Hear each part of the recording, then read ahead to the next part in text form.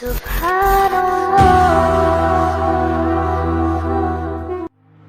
SAW telah beritahu, kalian akan datang bertemu dengan Tuhan kalian pada hari kiamat nanti hufatan, dalam keadaan berkaki ayam, uratan, dalam keadaan bertelanjangan, ghurlan, ghair maktud, dalam keadaan kita ni belum berkhatan, belum bersunat lagi. Macam mana hari pertama kita mai ke alam dunia, tubuh badan kita lagu mana, itulah keadaan kita bangkitkan di padang mahsyar. Tetapi lagu mana kita nak pergi ke sana untuk kita menghadapi mahsyar kita, nanti malaikat akan halau kita. Kata baginda sallallahu alaihi wasallam, sesungguhnya Allah telah akan bangkitkan 3 golongan di padang mahsyar nanti. Satu golongan akan menuju kepada mahsyar dengan menaiki kenderaan. Kenderaan kita nanti di padang mahsyar adalah unta yang diperbuat daripada emas. Allah SWT bagi unta ini kepada orang yang bertakwa kepada Allah. Yauma nahsyurul muttaqina ila rahmani wafda. Pada hari yang mana kami kumpulkan orang bertakwa, mereka berjalan menuju ke padang mahsyar berwufud-wufud, mengikut delegasi-delegasi masing-masing.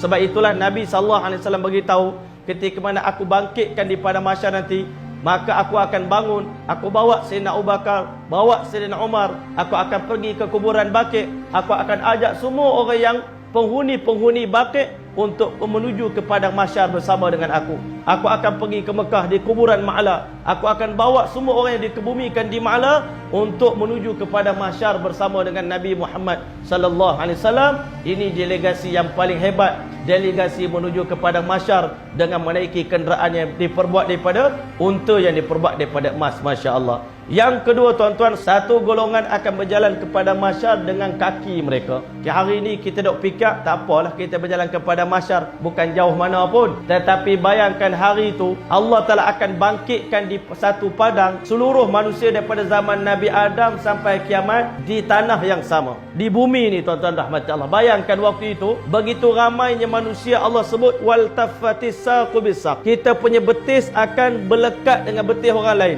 Bayangkan waktu itu macam mana pergerakan kita nak menuju ke Syria, mungkin memakan masa 100 tahun lamanya. Berjalan kaki saja nak sampai ke sana. Yang mana perjalanan tadi mengikut kadar amal masing-masing. Kalau iman kita kuat, iman kita sempurna, Allah Ta'ala beritahu dalam perjalanan tadi akan ada nur. Kerana sesungguhnya alam akhirat adalah alam yang paling gelap, lebih gelap daripada alam dunia ni. Nanti di padang mahsyar, walaupun matahari satu jengkal di atas kepala, tetapi dia gelap. Nak tengok tapak tangan pun tak nampak. Hanya amal ibadah kita, iman amal kita akan menjadi nur cahaya. Macam mana hari ni kita nak berjalan dalam dunia, nak naik highway tuan-tuan, nak pergi KL, kalau kita punya lampu kereta kita ni tak menyala lagu mana tuan-tuan? Ataupun lampu menyala tapi tak semua nyala. Lampu depan menyala, lampu tinggi menyala, lampu rendah tak menyala. Lampu reverse tak ada, lampu signal tak ada.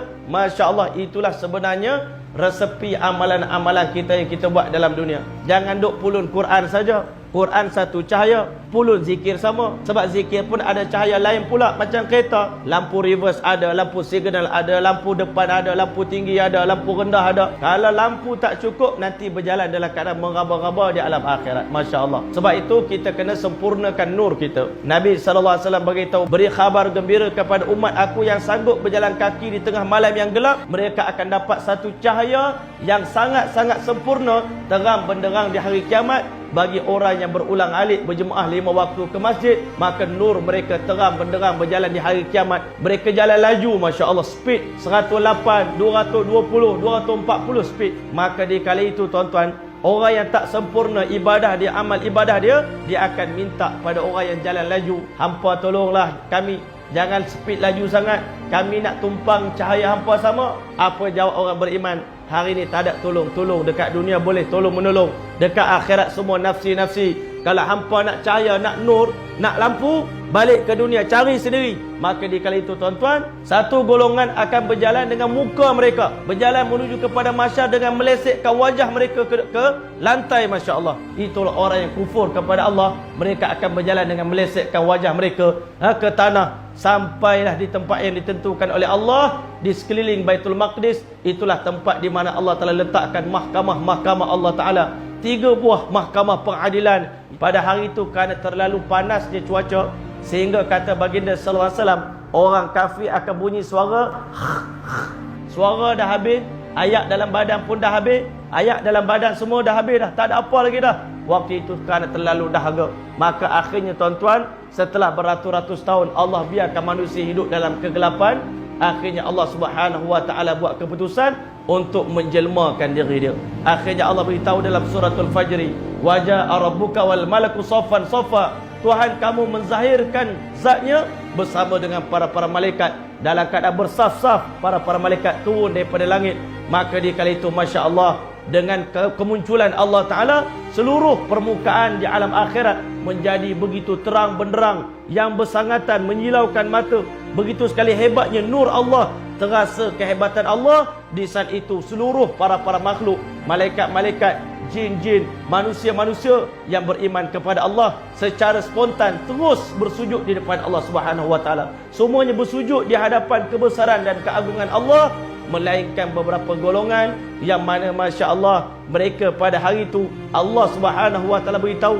Maka ketika mana Allah Subhanahu wa taala perintahkan seluruh manusia untuk bersujud, di kala itu masya-Allah orang yang dalam kehidupan dunia ni mereka tak solat, mereka tidak sembahyang tuan-tuan, ataupun sembahyang jarang-jarang, ataupun mereka kufur pada Allah Ta'ala.